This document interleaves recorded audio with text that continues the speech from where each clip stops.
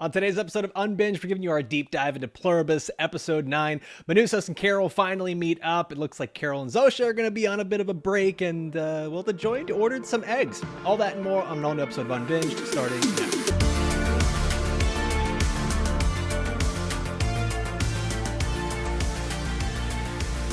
Welcome to Unbinged, the podcast where we discuss these shows and movies you love to binge. I'm your host, Alfredo Brown. Joined as always, I've got Jagger, Matt Kopfhamer. We're talking episode 9 of Pluribus, the finale. But before we do that, let's get the spoiler warning. This is your one warning that we're about to spoil the entire season of Pluribus. So maybe not jump into a reaction show during the finale. We can't bury the lead here. The Joined have admitted to using Carol's frozen eggs. This was something buddy, we're just going to let you cook from now on, man. Like, you're Carmi in the bear, and we're just going to let you do your thing. Run your kitchen, man, because you're just shooting from half court. Let me see what other analogies I can use here, because you're just saying things, and they end up being true. I mean, this is just, wow. What a moment, Koff. To be fair to Koff, though, I'm sorry. You're going to have half a flower for me, because I've actually looked this up. It is like... They are stretching the science of the. Let's put it this way: sure. Like getting the stem cells from eggs, they are doing some plot massaging, and that's from people in the comments and me looking it up. I just want to put that that's out. Cool. There. I'm still Jack right, has baby. done the research. Okay. Yes, I did my own research. Koff, you should too. It's we'll maybe see you you're on right, Facebook. But here's the thing, like. Screenwriting is been broken down into a formula, and once you start recognizing those patterns, it's pretty easy to predict what. Are you about to mansplain writing to me, Koff? You're goddamn right. I know you went to school for it. I'm still gonna do it. Because why don't you take the audience on a journey here? Let's not mansplain. Well, no, it's take just them on a journey.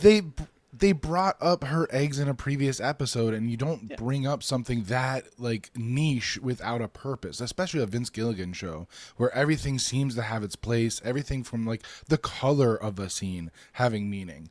So when you bring up something that's so obscure, you're like, I'm going to tuck that away for later because I'm sure that's going to come back and play a part in the plot. And there you go. Yeah, it's not maybe the most scientifically sound premise in the show, but it's close enough to where as an audience and a general public member we can hand wave it away and call it good enough.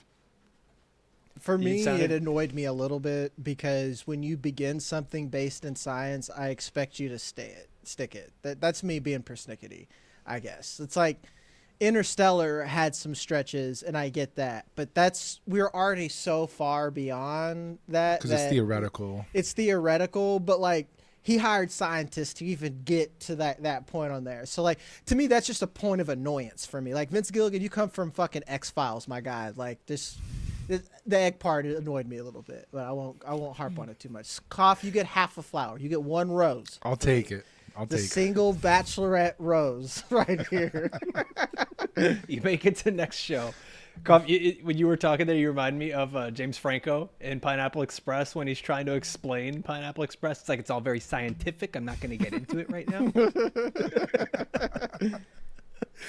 So this whole moment where Carol finds out about the frozen eggs, one, it's just such the cinematography. It's this zoom in to just her face, and you have, I guess, what seems to be the Alps behind her, like just this beautiful backdrop behind her, and the heartbreak and just the crushing of her soul, like right there in the middle of it. And the way I was looking at this, and this is the first time I've actually looked at this show from a different perspective, is this almost felt like something you'd see with like classism or, people of wealth, where it's like, there is something going on in front of my eyes that I don't like. So let me put on my blinders and just simply go on vacation. Let me go and live the life that I would rather live than take note of what is actually happening around me. Because Carol very much in this, like, she went off the deep end. Like, Carol went off the deep end. She is ostrich, head in the ground. Like, this stuff is not happening. I want to keep living my life. I want to keep having sex with Zosia, and I want to go on vacations with her. And Manousos, you're crazy. We saw the same thing in White Lotus with the dad trying to pretend everything's fine on vacation while his world is crumbling behind him. So you're right. This is very much a like a upper class kind of reaction where it's like things are out of control. I'm gonna leave and they'll be better. They'll be fine once I get back. And it's very much almost delusional. I would say that's a little far. Like, I get what you're saying about the upper class thing, but like, it's more about a point of helplessness. You know, like, it's one thing that a homie in White Lotus, he was going to go to jail, and like his family's life was going to be essentially over for the most part. And that's something you just can't ignore. Carol couldn't do anything, so all she could just do is go with the motions, and her big consequence of going with the motions was hopefully just existing because she didn't have the eggs, you know. So that's why I say it's a little different, you know, where it's more but we like do find out that acceptance. she can do something. Like, just as soon as she finds out about the eggs, she gets pissed off and she's like, all right, we saved the world. You know, like, it's not to make it corny. Like, she did have the power to change stuff the whole time. She just didn't want to. She has the power to want to, but she doesn't have Sure. the power to change the world. What does an atom bomb do? What does that fix? No, but she can, right? Like, it's necessarily, it's the power of information here. It's what can she learn? What can she test? Like, Manousos, if the guy's running a storage facility, I'm going to assume he's not a scientific scholar, right? Mm-hmm. But he's at least trying to piece things together. I think it's what you said, Jag. It's the want to, right? And like, now that want is there. So it went from I'm ignoring it to now I actually want to save the world, which I think is going to set up season 2 really, really well. Mm-hmm. And you also see there's a couple of scenes that point towards Manousos, though not being a scientist himself, acting like a scientist. When Zosia talks about, he asks very specific, very pointed questions. Like, he's using like the scientific method to try to figure out what's going on and how to solve this. And then not only that, he pieced together the frequency portion where that can be used to help disrupt the signal somehow. And then also he's reading books about electromagnetic fields. So he is trying to piece together what he thinks is a plan to be able to disrupt the signal of the joint and maybe one at a time bring people back. What I would be interested though is if that is successful and you can bring somebody back, is this going to be, and this may be a weird reference, but like a Buffy the Vampire situation where her friends bring her back from death and they thought they were bringing her back from like hell and like torture, and nope, turns out she was in heaven. Like, so they brought her back against her will and they actually made things worse. So is this going to be, they bring somebody back from the joint and they're like, no, I want to go back. I want to be. I don't know, man. This ain't Eric Kripke. I'm not seeing supernatural here. I'm Buffy just saying. was Joss Whedon, but that's Yep. No, I know. I'm talking something. That's why I said supernatural, something very different, which I felt was like very similar too. Okay, but what I'm I was saying just is saving like, you from the comments, so I was like, it's Joss Whedon. So I'm not saying something supernatural like the joint or in heaven. What I'm saying is like Zosia talks about like when heaven. Carol's being happy, like that could be all the time when you're one of the joint. So if you rip somebody from that, you rip them out of the Matrix, how are they going to respond? I think that's going to be an interesting dynamic in season 2 potentially. Yeah, you mentioned. Go ahead. Sorry, go, Jeff. Alfredo. No, go ahead. No, because you were going to say something about this. I want to say something about Manousos in a little bit, so keep going on this. I just think that my skepticism is, like Kopf, you actually bring up a real point on here, and then I go back to what you said about building a plot line to where it's like she can do something. We see the joined get more and more insidious, and now because let's just kind of rehash everything that we've learned, because as much as people say that, well, nothing happened in this episode, maybe for the point that we're going to see things next season, and this was all kind of like a preamble to whatever Big Bang's going to happen, for lack of better words. But I just think that you're going against billions of people at this point that are conjoined into one mind. It's actually worst case scenario where we've had 2 world wars. We're really working on our 3rd one, and we can't even break down into 2 sides and something like that. We can't even get our own country to be together in one thing. And then you're having 2 people quite literally against a unified front. I just don't think that it's as easy as what they say it is. And if anything, Kopf, I'm proving to your point, and I'm kind of like lingering on like the Carol thing of like why I don't think she's like, she was being, I guess, a stereotypical I'm going to ignore this because it's not my problem person, just because like I just don't know what they can actually do on a mass scale, because right now there's a lot of rules, but we're kind of seeing that they are not only are they learning about the join, but the join are learning about themselves to where they can skirt around some of these rules. You know, like is the atom bomb just going to be a consistent threat where you're like, if you pull some shit, I'm going to hit this button and we all die? Because it sounds like they're using the entire planet as a massive battery just to send the signal somewhere else. That's what it seems like the end goal is. Mm-hmm. Okay, let's talk about that.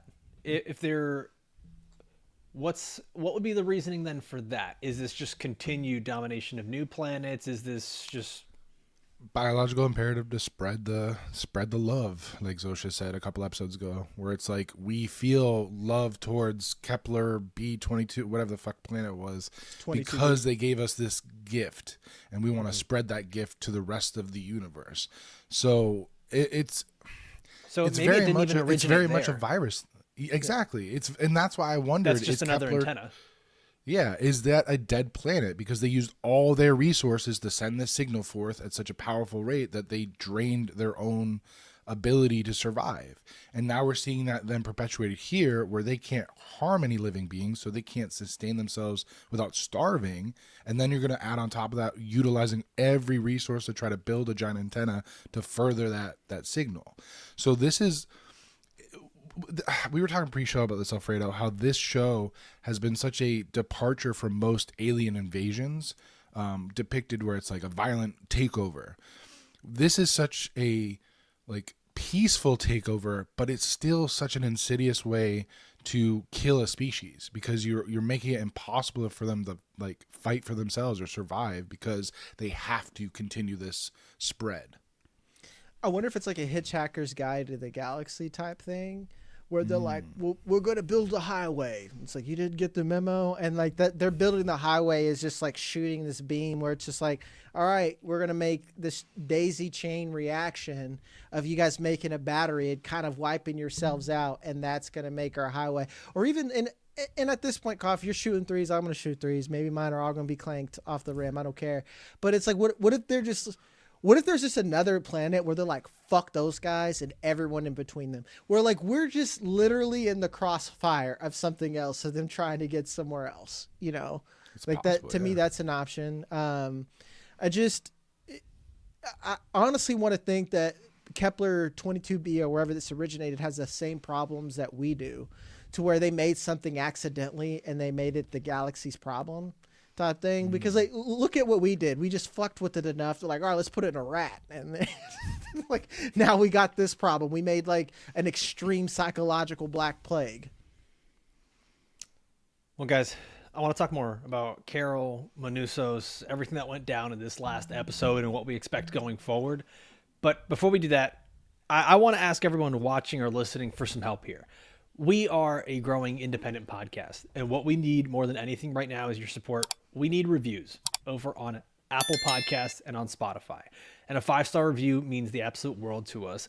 Leaving some sort of message with what you like about the show, what shows you'd like to see us cover in the future, something that maybe a suggestion that you want to see added to what we do here on Unbinged, that would be absolutely huge for us. We're actually going to start doing some news dump episodes where we're going to talk about all the biggest news from the previous week. We're going to add that into the rotation here. And then coming up, we've got Stranger Things, where we're going to have a show for each episode, episodes 5, 6, 7, and the finale. And then Fallout every Wednesday. We're going to be covering The Pit and An Item to 7 Kingdoms in January as those come out as well. So make sure you are subscribed here to Unbinged. If you're watching on YouTube, take a second to like this video, comment with your thoughts down below, and be sure to hype this video as well. It's a big, big help to us. Now, guys, we've talked a lot about Carol, the eggs, the relationship here with the joined. manousos came in on a mission. And Jag, when you and I were watching this, I was getting frustrated with Carol. You were getting frustrated with manousos. Kopf, what were your thoughts when you were watching this? I thought they were both dicks. I thought it was funny that... So manousos is at where Carol was at the beginning, and now Carol is a couple of steps past him, and she's looking back at him like, ugh, just hurry up and get to where I'm at. And then manousos is like, no, we gotta fucking save the world. So they're both like battering rams against each other. And I thought it was hilarious how they're interacting, because they're mirroring each other. But yeah, they're both dicks and need to stop and like listen and be willing to compromise a little bit. And they got there eventually, but man, was it funny watching them interact at first. Honestly thought, to be fair, I get where Manousos was from a tactical standpoint. It was his execution I had the problem with. I just thought, like, man, have you ever talked to a woman in your life? One time. Apparently like, not. That was my issue, where he's just like, no, you come in the van. It's like, buddy, you need to calm the fuck down. It's like, we're in an apocalypse. You're good. I'm a single woman alone out of 12 fucking people, and you're gonna run up on me like that? Let's just. Carol, I'm sorry, that's the one time Carol deserved to be a bitch, guys. It's like, you have a man with the fucking machete demanding you get into an ambulance. Yeah. Like, get fucked, Manousos. Like Carol absolutely was in the right to act like that. That's like not even debate, in my opinion. And everyone's like, well, Diabati, fuck you. Like, we're not even talking about him right now. Let's like leave Carol alone. No, you're I'll say absolutely this. right. I'm trying to look at it too from the perspective of this, of like, Carol had an absolute breakdown after how many days alone? And Manousos 40. has been 40. Manousos has been alone for 71 days, trekking through the jungle, not even having any interaction with these people. He's eating fucking dog food. Like, he is, I think, so far beyond the breaking point where he's just like, there's nothing that matters more than the mission. I'm not, like, obviously Carol has every reason to not hop into a scary ambulance with a guy with a machete that she doesn't know, but I can understand the context in which Manousos is being a dick here. Yeah. And to be fair, and again, like, I know people are get mad. It's like, you defend white women. I'm just like, no, I'm just reasonable, and I don't make everything about whatever fucking issues that I have. I just don't think that Manousos was doing something. That's the difference. Carol was just trying to get by every fucking day, you know. Right. She reached the point where, again, I go back to the helplessness. Carol was helpless, where she's like, all I have is golf, wine, and I write for a living. Manousos had a mission. So those 40 days, yeah, I'm sure it was long, but he was doing something. Every day you are doing something for your survival. Yeah, I don't even think you have time to think about your loneliness when you're just trying to eat every day and get across a gap. So I do feel bad for Manousos. I'm not trying to say or discount this, but like, everyone is just, it's just, I guess I'm just irritated. It's just been really easy to pick on Carol when you think, wow, she's one of 12 people who already had issues she was trying to work through, and she had to watch her partner die. You guys are like, people are pissed off that Carol moved over this in 40 fucking days. Like, let's put it this way, a fiscal quarter, she hasn't gotten over all these problems yet. Hey man, if Erica Kerr can do it. Damn it, I didn't want to say it. Anyways, yeah. And we're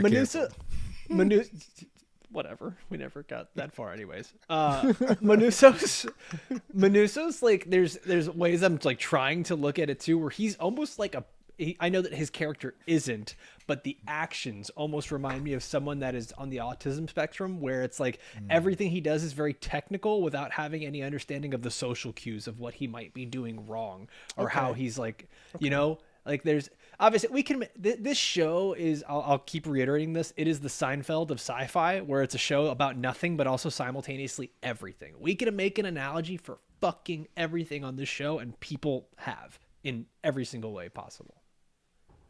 Yeah. And you got to remember, Manousos has every right to be as paranoid as he is, but Carol also has every right to be as at ease as she is, because of their separate interactions with the joint. So again, they're coming at each other from two different perspectives and places, and instead of approaching each other like gingerly, they're just like ramming each other head first, and that's where this conflict arises. So they're both kind of on a mission, but they're going about it completely differently at this point. And so their own personalities are preventing them from being more copacetic. You know, there's also a thing too, and before people in the comments get mad, I'm Cuban. I come from a Latino family. I've also married into a Latino family, so just keep your Tell them how many finger people elsewhere. live with you, Alfredo. Really sell it. I'm not fucking doing that. I was telling Kopfhamer, the house, I'm like Batman with how many kids keep showing up at my fucking doorstep. But there is a thing within Latin culture. Men do not always look at women the same way, right? And the scene that I think that really pushed that, and we don't know enough about manousos to give the full context, but the scene that really pushed that was him snapping at her. Like, I've seen that with my own father-in-law, the way he's talked to people. I've seen that from other people within Latin culture.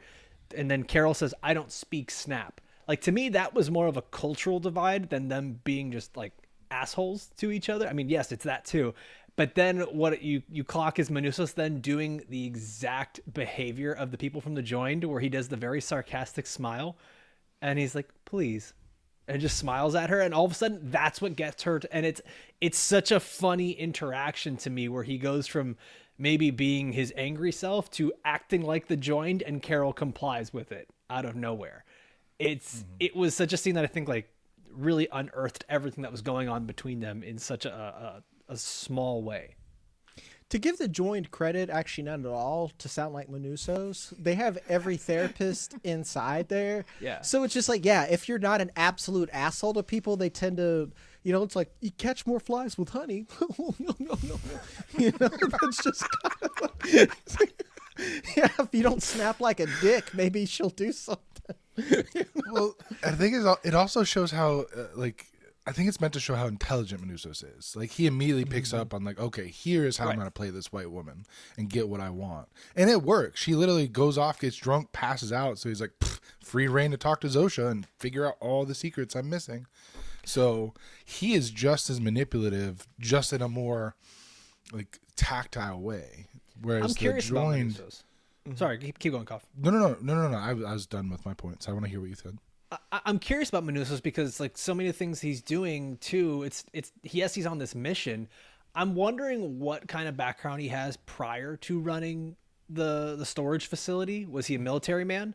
Right? Police, like what was maybe. he? Yeah, right. Like what was he doing before that? He may have, because he's a little bit older. He may have already served in the military. Who knows what he was doing then? And then he just wanted a nice, easy, quiet life, make some money, some passive income, and just chill. Right? Like, so what does he know from his past? Like, I'm actually very interested in exploring that because he was very calculated in the way he did things. And like what triggered it, Kopf, is what you said there is like, he's smarter than maybe he seems on the surface.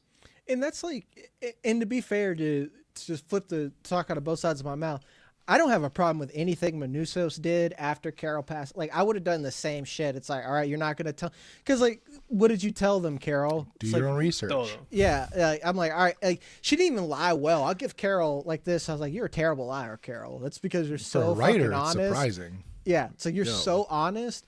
Well, she's so emotional. It doesn't mean anything being a writer. You can write a story, but like when she's just a slave to her own emotions, which I respect. I'm kind of that way in that regard too. I'm not a very good liar.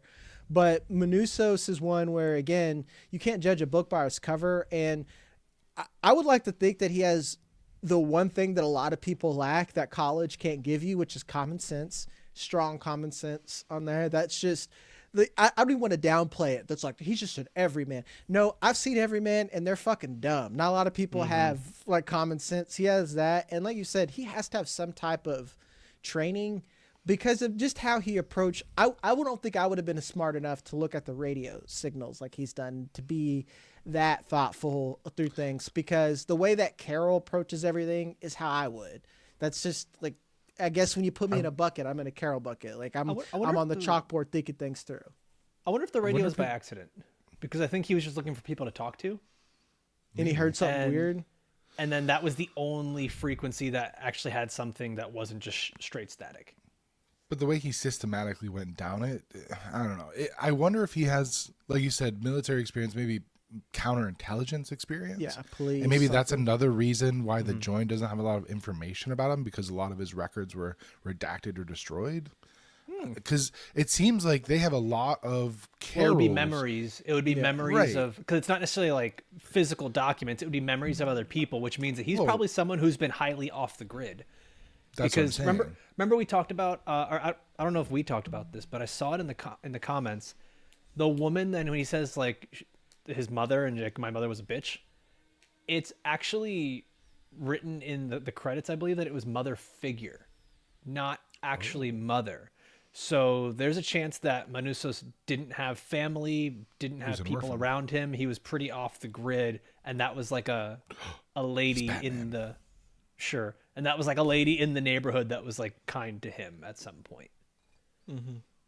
It's possible. It just seems weird that we've already gotten interactions with like Zosia where she mentions things from Carol's past, not only from Helen but like her cousin and all this other stuff. Whereas manousos, we haven't gotten that, so it really still gives us a lot of like mystery with his character. Like, where does he come from? What did he do before? Like you said, before the storage unit thing. So again, that leads to a lot of openings for the future of like digging into his past and his past story, and maybe getting those reveals that he was somebody in military intelligence or a spy or something like that, and that's why he has all these different skills, and he's so self-confident and self-reliant. I wonder if he had ever done anything. This is just me going straight up off the deep end with theorizing. If he's ever done anything in the military with like psychoanalysis or anything like that, because the way that he was just like leaning this character Rick, right, who he was messing with and doing the frequency with, like he's leaning into him, telling Rick, "I know you are there. I am here. No importa." Like just like telling him like it's okay. Come back out. Like return to us. Like it almost sounded a little bit almost spiritual, but it also sounded a little bit like psychological. There was a lot to it. It shows that manousos, despite being there on a mission and despite being like, hey, we're going to get shit done, like he cares about the people and wanting to have the people back to their normal state. He even makes that comment where he's like, their souls have been stolen. And if they don't have their souls, then they're not people and they're better off dead. That was something, Kopf, I know you had mentioned before, like the religious factor to it. It really kind of reared its head in this episode. Yeah, especially like the references to what stuck to me was like the reference to Carol being alone for 40 days in the literal desert, and I was like, I wonder what that's supposed to mean. Temptation of Christ, yeah. Yep. And then you got It's Zosia in the form of Lucifer. Zosia coming in the form of Lucifer, being like, "I can end all your suffering." Lucifer was the sexiest of angels. Mm-hmm. Coming down as a snake, everyone's like, "That's a very fuckable snake."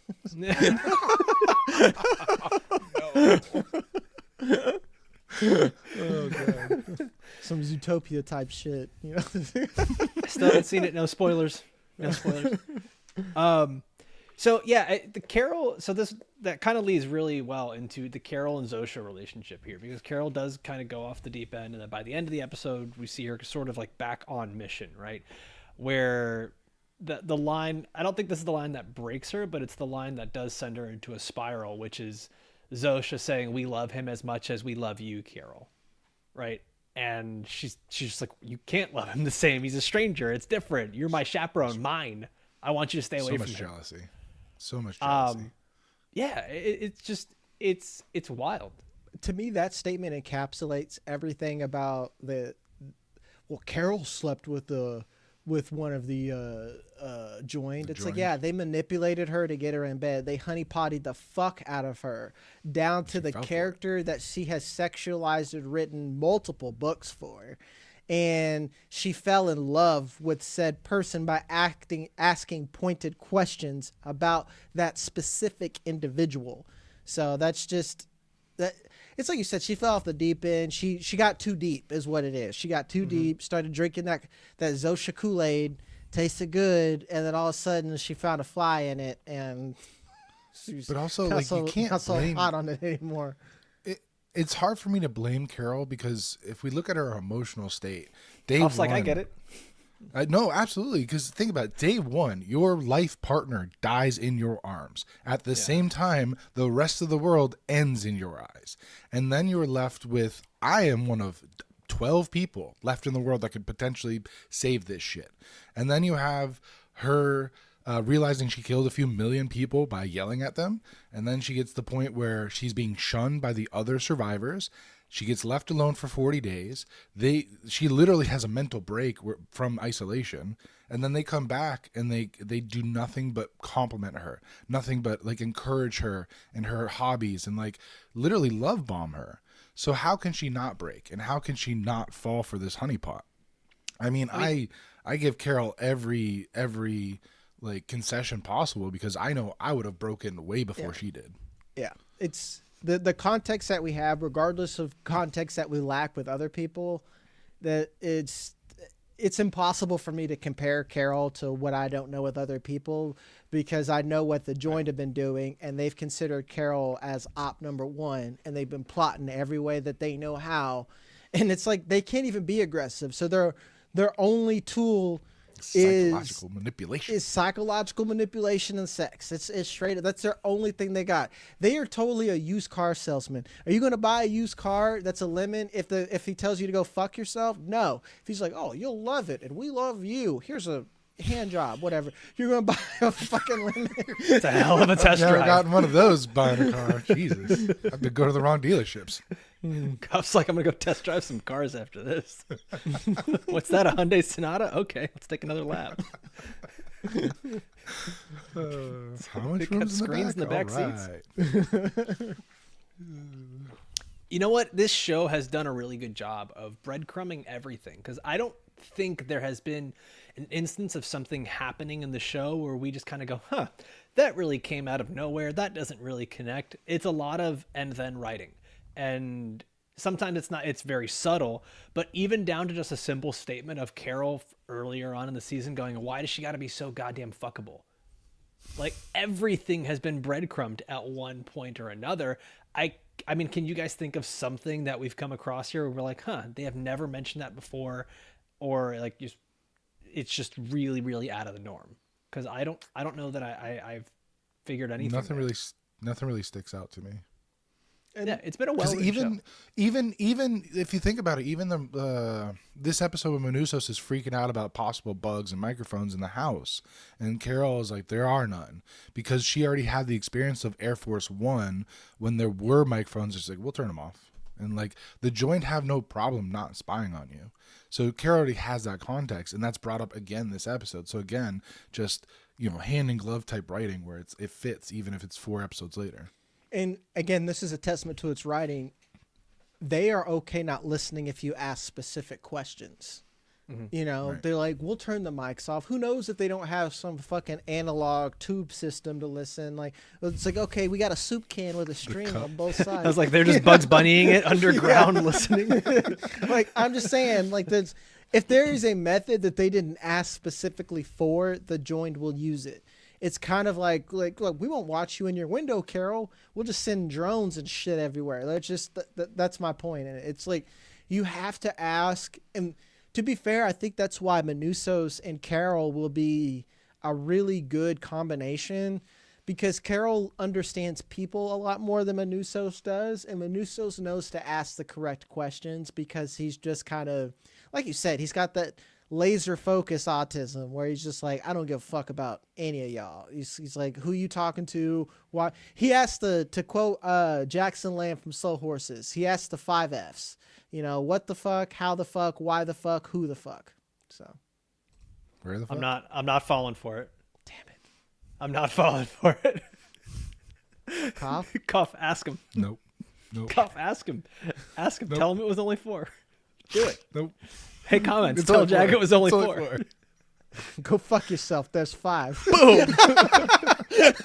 Nailed it. Yeah, it only took everything. We're talking about these breadcrumbs, and there was a moment here too with Carol and Manousos where you guys mentioned they're looking for like the bug, right? And what could be a listening device. And Carol opens up the bar. Insecto? Un bicho. It's great, man. But Carol opens up the bar and finds that little sensor in there. And it was a moment where all of the beauty of her relationship with Helen sort of started to break down as well, where she realizes that Helen didn't always trust her, but that she weirdly could trust the Joined and Zosia. And I think like that's what the show's trying to do, is show that contrast that's leading to Carol's decisions where she's like, well, the Joined aren't spying on me, but turns out Helen was. And I really just can't even trust other people. Like, it got her to the point where she's like, I guess maybe these happy Joined people that give me whatever I want are the better choice. And she just fuck it. She just goes off the deep end. Zosia's a rebound. And they're in their honeymoon phase. And then she's finally coming out of it. She's a targeted rebound, which is even worse. You know, she's like that dude who's on Facebook. It's like, oh, she's single. Boom, I've waited my entire life for this. And then you're in the DM saying all the right things, love bombing. It's like you said, like the joined are big love bombers. Quite literally, they will give you an actual bomb because they love you. So I'm just going to say, I married my rebound, and we've been happily together for 13 years. So, yeah. Or she's been manipulating you for 13 years, and you just haven't figured out what the end game is. That's a long con Son of a bitch. For Alfredo. Like, I love Alfredo, but like Gabby is like, what benefit does Gabby have? Minimal. Know, she's already got the papers. Like it's yeah. She missed like her window to be like, gotcha. Did you sign a prenup? Yeah. Not answering that on air. Nope. Let's go to the next topic. So what I started to wonder here is like the mission now becomes reversing everything from the joined. What if it can't be reversed? And we have had little, now I don't want to say breadcrumbs to say that it can't be reversed, but the joined have been tricky with their words, whether they omit things or don't say things and just leave things to Carol's interpretation. Am I missing something here? Because they have not explicitly said that it can be reversed. They simply have not given Carol an answer when she asked if it could be reversed. The same way they also brought up the whole thing with the stem cells, and that eventually turned into, well, we can just go to your eggs. What if at the time it could be reversed and now it can't? There's a lot going on here. I always took it as confirmation by omission. So because they wouldn't give her a specific answer, there is a possibility. But by giving her any sort of specific answer, it would lead her to figure out what that answer is. So again, it's like you said, they're being tricky with their words. They have every lawyer's, disposition and memories in their mind, so they know how to manipulate the language and the lexicon of what they're saying to keep her from the truth. So, and I think we were given a little bit of a breadcrumb, not only throughout the season, but this episode specifically, with Manousos being able to almost break through to Rick. And it was only because Carol stopped him that he wasn't able to fully get him back. So I think it's more of a time thing than anything. So if Manousos is given the free reign to run some experiments because Carol won't stop him now, I think we're going to get the answer that it is reversible. But then, like I said earlier, is it going to be a situation where the newly unjoined is like, what the fuck have you done to me? Put me back. Plug me back into the Matrix. I mean, what if there's just different spectrums of what happens to them, right?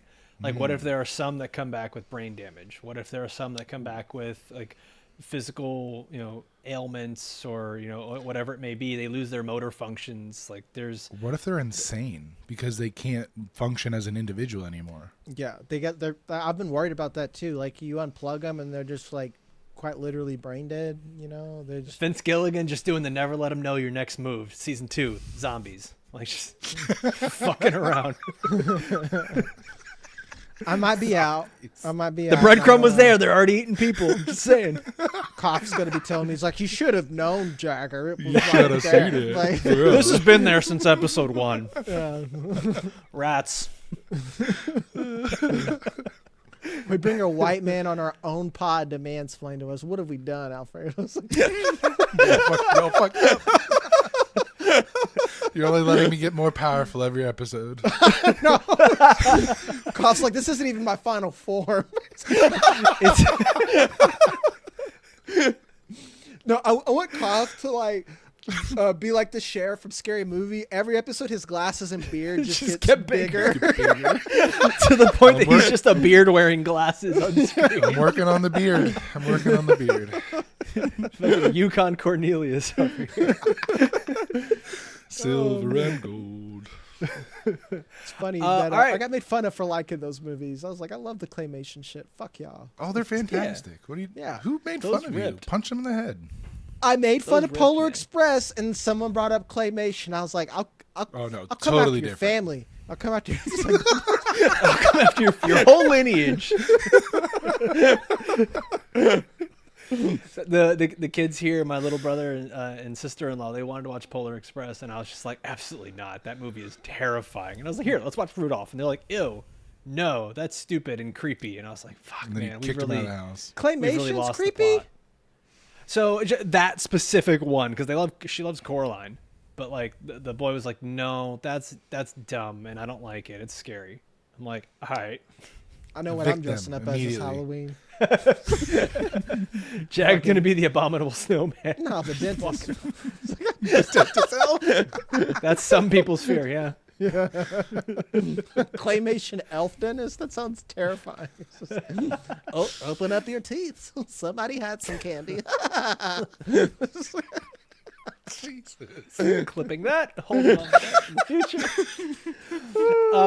future. So Carol. All right. Yeah, guys. So I mean, I think we've talked this episode to death, but I think we haven't quite said it. Did this finale and did this season of Pluribus stick landing? Kopf, I'll start with you. I think so. I think this show was meant to explore, human themes and elements, and while it didn't give us all the answers, it definitely set up a season 2 with a satisfying episode. I mean, we got to finally see Carol and manousos come together. We didn't talk about it. The entire first 10 minutes is the I forget her name, but the one that lived in Peru with her sisters, joining them. They got her stem cells, they aerolized a solution, and they got her to join. So we see that not only is that possible, but like, what are the implications of that? Now there are only 11 people left. Is Lakshmi next on the list? Because we got her calling Carol to be like, what the fuck's you doing my son again? Lakshmi can get fantastic. Fucked, fantastic. She's like, I didn't actually do anything. She's like, do you want us to tell who it is? It's like, I know exactly who it is. It's like, so I really enjoyed not only this episode, but this entire season. And I get it. Some people are going to be upset because it's very slow. It's a slow burn. But I was captivated from moment one until the end of this episode when she gives us the reveal of it's an atom bomb. And I was just like, oh my God, they brought it back. So I was happy with it. I enjoyed almost every minute of this season. Mm-hmm. Jack, what about you? Did this finale stick the landing? It stuck the landing as in they did an easier trick that they could have done. Does that make sense? Like, yeah. And I don't even want to harp on Vince Gilligan. I just think this is what's wrong with 8-episode seasons. Granted, this isn't the type of show where you're going to have, like, a lot of people are expecting Carol to fucking John Wick a bunch of pluribuses in Albuquerque. I just don't think that's ever going to happen in this show. It could. I mean, that'd be a hell of an opener for season 2. Yeah, it could happen. Just goes full Sarah Connor. Yeah, it just feels she's like, running around like Blade in Russia in the second movie. Just exactly. I just feel slightly cheated because it's all set up for season 2, and there wasn't there. I just kept getting questions and questions and questions, and then we finally get Carol. This whole season was just Carol coping, and then coming to the definitive conclusion that she wants to be a menace in like the best way possible. I am still on board. This is still a good show, but I'm not going to gaslight people into saying that they shouldn't be a little bit frustrated. What I will say is you should be frustrated, but I would come back for season 2 because it'll probably pay off. Yeah, this was, I mean, it's a 9-episode season. I would say that this show, I just wanted to make sure, you knew before the comments got you. I think that we got 9 episodes of character development and really about 4 episodes of plot. And I do think with a lot of shows, movies, whatever, like we have gotten so used to everything being plot driven. And then when the plot doesn't go the way we want, we get upset or we abandon ship pretty early. And with this, with character development, it's almost kind of like a podcast like us, where it's like, you're going to keep watching the show or listening to the show because you like the hosts, regardless of what the topic of conversation is. So regardless of what the plot is, you're likely to continue watching Pluribus because you have enjoyed the character development and now you're attached to the characters and want to see what happens. That's kind of how I'm looking at this. I don't think it's been a bad plot. I think it's been a good show. It's been good character development. And we actually got some comments from viewers in a previous episode here that I want to go over because I think it works. Alex Arias 5717 on YouTube wrote, Pluribus is simply the kind of story that cannot work without a slow pace. Given the themes of isolation, individualism versus collectivism, etc., we needed to get past the slow part where all the characters finally meet. And I think that does a really good job of just simplifying why the story needed to be the way it was, guys. Yeah, I agree. You need to feel Carol's isolation. You need to feel her finally break. Otherwise, it wouldn't have worked. It wouldn't have felt genuine if it happened over the course of a single episode, possibly. We need to see her go from this literal miserable person yelling at the joint, realizing what's happening when she does that, and then course correcting. And so I've enjoyed every step of the way, whether we get a lot of action or not in an episode. I think that's missing the point. The point of the show is an exploration of the human condition if an alien invasion happens, and it's literally the exact opposite of what we think is going to happen. Instead of being fire from above, it's literally like, here's a hug, join us. And so how do you react to that? Kopf, something you said, I can't remember if it was during the show or before the show, where you said this is just so different than any type of alien invasion, end of the world type thing we've ever gotten, because it's always about war and fighting and taking our resources. Conquest. And these are actually like reserving resources, trying to make you happy. Like, it's such a different angle that it makes sense for this to not be something that is so plot driven on invasion. It needs to be character development. It needs to be about emotion. I think that's what makes this show work, is that it is still a show about nothing and everything all at the same time. This is literally the exact opposite of the Avatar movies. Okay, you kind of said what I was going to do. You just picked a franchise I never would have picked. It's a lot of these movies where it's like War of the Worlds, everything. I think it was on Apple. There was one show my ex was watching that was about alien invasion, and all of a sudden it stopped, and it's like, why are we talking about their marriage? You know, it's now it's kind of like the flip side of that, where it's kind of all the characters, and then eventually we get the environmental damage in there. And it's an interesting concept, because even like The Walking Dead's kind of like that too, you know, where it's just like, where are the zombies? You know, and it's like, oh, they're there. We just got to get through this. You know? People were the real enemies the whole time. Yeah. All right. This is one more comment that we've got here. This is from at dd-ok2pt over on YouTube. They said, Carol becomes the belladonna, quote, poison by infecting the hive via her book and writings. And so I'm curious about that, because it is a breadcrumb that has been put out there that Carol is, at least in the eyes of the joint, writing again and might be able to. I think the veil has been sort of lifted, though, like by Carol asking for the atom bomb.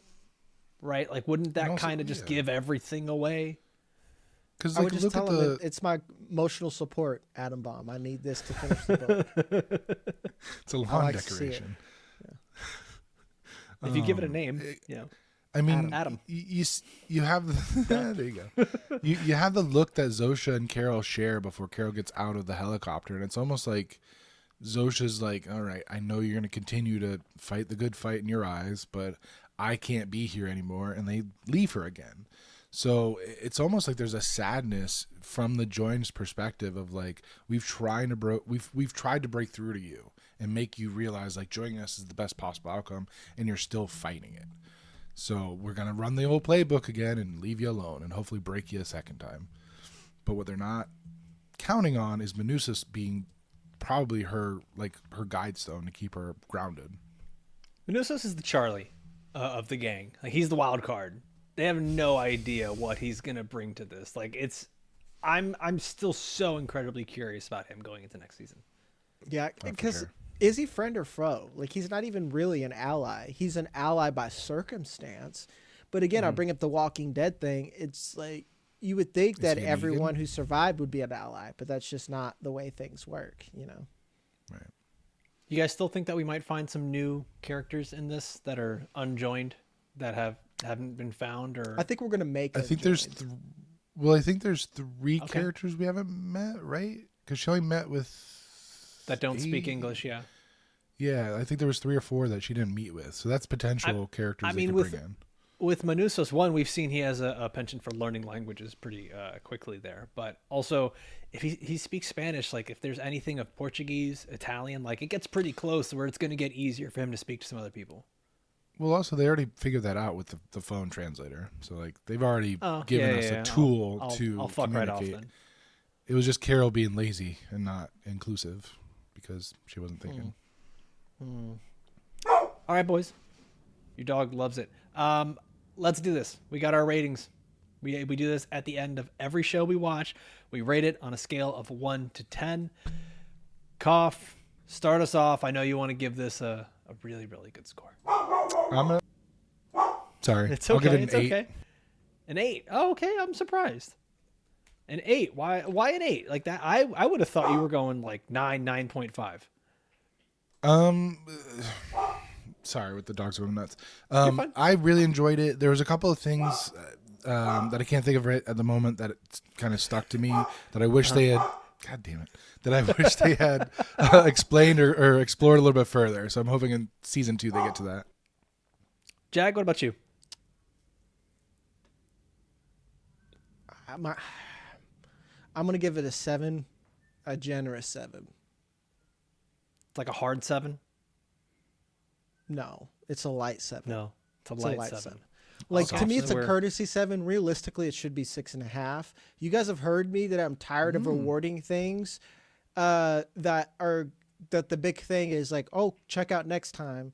And technically, this falls under this rule, but their setup has been different where I'm not worried. It's not like it's a Disney Plus show that they're like, well, you got to find out next time where I got like 7 episodes of slop. But like, I'm going to critique it like the everyman out there. It was very slow and we did not get anything conclusive. It's like, so 7. I'm surprised. Okay. Wow. I'm also giving this an 8. And Kopf, I thought you'd be a little higher, but I'm giving this an 8 because I think that each week it has given us something to think about, something to talk about, and that's not just like being people that are doing a podcast. It's just as a viewer.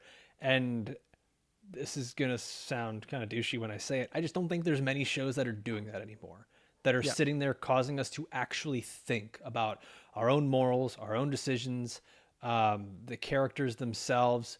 Jag, your criticisms of it being slow are absolutely valid. Like it's absolutely valid. And I, as we watched it, the finale finished and I said, I think people are going to be pissed. Or at least the people who are already upset are going to be pissed. And I think if you liked the show, you continue to like it. If you didn't like it, I think you're probably done and not returning for season 2. But like most Apple TV shows, this is probably going to gain a following of people who are going to get the opportunity to binge it and probably fall in love with it the same way that it happened with Severance. And that's why I would have given it a 6 if I didn't have fun watching it and it wasn't thought provoking. Like I'm not. A lot of these shows that we do sometimes that have these setups like that. That's their whole gimmick. Is like there's not good plot. There's not good character development. Their whole thing is a cliffhanger, and I don't feel cheated. I don't feel like this was cheap, but I do feel like a little underwhelmed, and so that's why I want to give like at least a very. I want to give as much context to my critique as possible. So like people like, see, Jagger said it sucked. It's like, it's not what I'm fucking saying. I'm just like, I just wanted a little more, Well, I mean, if people are watching us all the way through to the 50th minute and going through Kopf's dogs barking, like they just love us regardless. Yeah. And we love you guys. One and we thank you. One good boy or girl, you only have boys for Kopf's dog. 2 boys. Yeah. 2 boys. 2 good boys. We had a delivery, so they're doing their job. They're being good guard dogs, but they don't realize that I'm recording. Mm-hmm. Inconsiderate sons of bitches.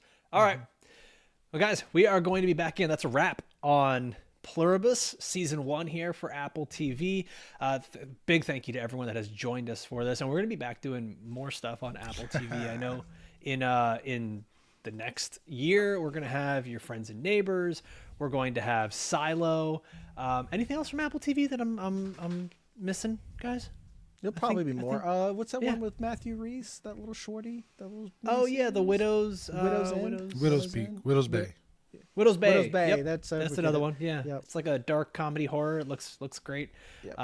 We're gonna be doing a lot of stuff on Apple TV, but also just coming up. I know I mentioned it before. Stranger Things. We're gonna be doing our review, recap, and reaction to each episode 5, 6, 7, 8 as the final season of Stranger Things finishes over on Netflix. We're covering Fallout every Wednesday here for season 2.